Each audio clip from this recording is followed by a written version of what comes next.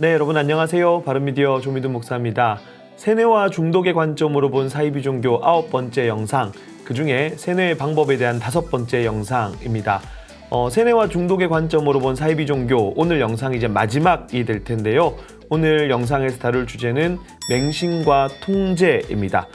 둘을 따로 떼서 봐도 되는데요. 둘이 이제 접점이 되는 부분들이 많아서 한 번에 엮어서 좀 다뤄볼 수 있도록 하겠습니다. 사이비 종교가 사람들을 세뇌시키기 위한 방법에 대한 이야기들을 계속해서 이어왔는데 언어 통제라든가 극단적 이분법적 사고방식을 주입한다거나 과도하게 자기를 비판하게 만든다거나 공포심을 조장하게 한다거나 이런 것들을 살펴봤죠. 자, 이제 이 모든 방법은 하나의 종착지를 향해 나아갑니다. 바로 사람들을 맹신하게 만들어서 통제하는 것이죠. 말 그대로 세뇌하는 겁니다. 옳고 그름을 가리지 않고 덮어놓고 믿는 것을 이제 맹신이라고 하죠. 맹신의 사전적 정의인데요. 맹신을 하도록 만들려면 선행해야 되는 조건이 있습니다. 바로 의심을 하지 못하는 환경을 만들어야 되는 것이죠.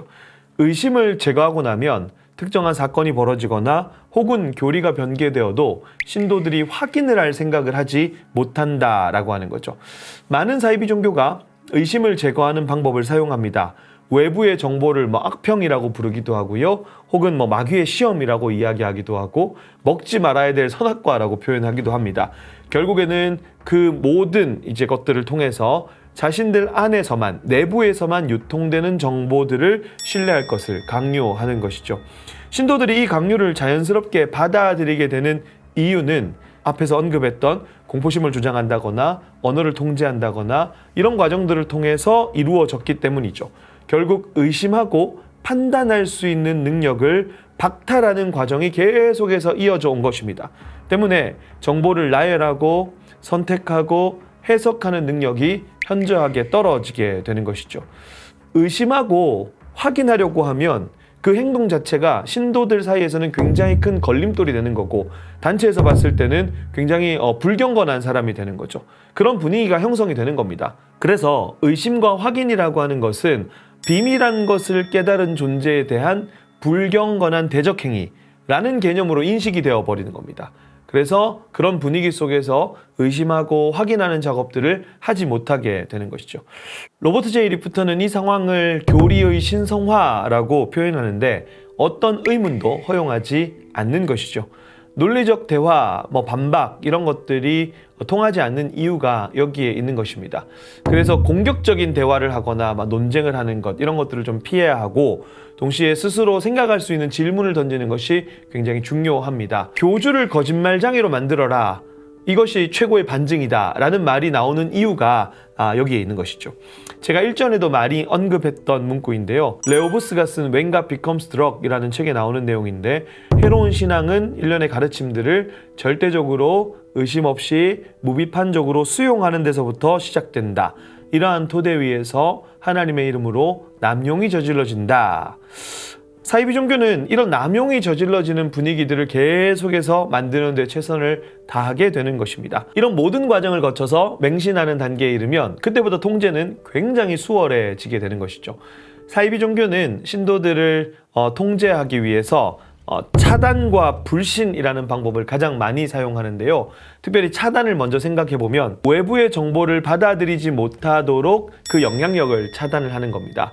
근데 이게 굉장히 원초적인 방법이 쓰였던 시절도 있어요. 가령 이제 인터넷이나 SNS의 의존도가 굉장히 낮았던 시절 같은 경우는 방송을 다시 보게 한다거나 이런 것들이 쉽지 않지 않습니까? 그러니까 어떤 단체에 대해서 시사 프로그램이 방송을 한다 라고 하면 이제 그 시간에 맞춰서 신도들을 이제 집합시키는 거죠.